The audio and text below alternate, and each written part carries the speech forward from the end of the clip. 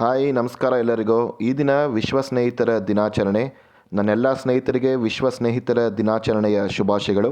ಪ್ರತಿದಿನ ಸ್ನೇಹಿತರ ದಿನಾಚರಣೆ, ಆದರೆ ಈ ದಿನ ಏನು ವಿಶೇಷ ಸ್ನೇಹಿತರ ದಿನಾಚರಣೆ ಅಂದರೆ ಇದರ ಹಿನ್ನೆಲೆ ನೋಡಬೇಕು ಅಂದರೆ 1919ರಲ್ಲಿ ಅಮೇರಿಕಾದಲ್ಲಿ ಜಾಯ್ಸ್ ಹಾಲ್ ಎನ್ನುವರು ಮೊದಲು ಪ್ರಾರಂಭ ಮಾಡ್ತಾರೆ ಹಾಲ್ಮಾರ್ಕ್ ಕಾರ್ಡ್ಗಳನ್ನ ಹಂಚೋ ಮೂಲಕ. ನಂತರದಲ್ಲಿ 1935ರಲ್ಲಿ ವರ್ಲ್ಡ್ ವೈಡ್ ವಿಶ್ವಾದ್ಯಂತ ವಿಶ್ವ ಸ್ನೇಹಿತರ ದಿನಾಚರಣೆ ಮಾಡಬೇಕು ಅಂತ ನಿರ್ಧರಿಸ್ತಾರೆ.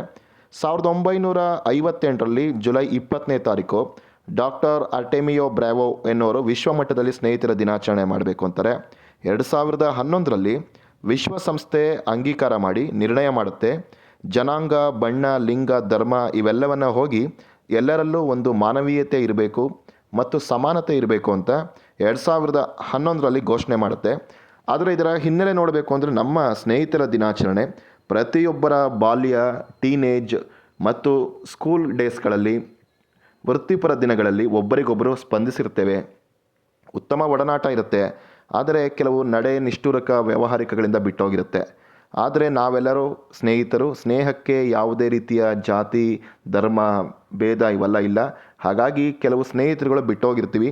ಆಗಸ್ಟ್ ಮೊದಲನೇ ಭಾನುವಾರ ವಿಶ್ವ ಸ್ನೇಹಿತರ ದಿನಾಚರಣೆ. ಹಾಗಾಗಿ ನಮ್ಮೆಲ್ಲ ಸ್ನೇಹಿತರಿಗೆ ಒಂದು ದಿನ ಒಂದು ಸಂದೇಶ ಕಳಿಸೋಣ, ಒಂದು ಮೆಸೇಜ್ ಮಾಡೋಣ, ಫೋನ್ ಮಾಡಿ ಶುಭ ಕೋರೋಣ. ಮತ್ತೆ ನಾಳೆಯಿಂದ, ಇವತ್ತು ಭೀಮಾಮಾವಾಸ್ಯೆ ಆದಮೇಲೆ ನಾಳೆಯಿಂದ ಶ್ರಾವಣ ಮಾಸ ಬರ್ತಾ ಇದೆ.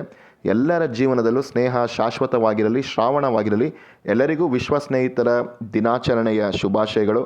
ನಮ್ಮ ಭಾರತದಲ್ಲೂ ಕೂಡ ಕೃಷ್ಣ ಸುಧಾಮರ ಕಾಲದಿಂದ ಅಮರ್ ಅಕ್ಬರ್ ಆಂಟೋನಿ ಕಾಲದ ಇತಿಹಾಸಗಳು ನಮ್ಮಲ್ಲಿ ಇದೇ ಪುರಾವೆಗಳಿವೆ. ಹಾಗಾಗಿ ಸ್ನೇಹವೇ ಶಾಶ್ವತ. ಸ್ನೇಹವನ್ನು ಎಲ್ಲರ ಜೀವನದಲ್ಲೂ ಪಾಲಿಸ್ಕೊಂಡು ಹೋಗೋಣ. ಯಾವುದೇ ಕಷ್ಟ ಇದ್ದರೂ ಮೊದಲು ಬರೋನು ಸ್ನೇಹಿತ. ಯಾವುದೇ ರಹಸ್ಯದ ಕಷ್ಟದ ದಿನಗಳನ್ನು ಹೇಳ್ಕೋಬೇಕಾದ್ರೆ ಫಸ್ಟು ನಾವು ಮನಸ್ಸು ಮಾಡೋದೇ ಸ್ನೇಹಿತರ ಹತ್ರ. ಹಾಗಾಗಿ ಯಾವುದೇ ಸ್ನೇಹಿತವನ್ನು ಕಳ್ಕೋಬೇಡಿ.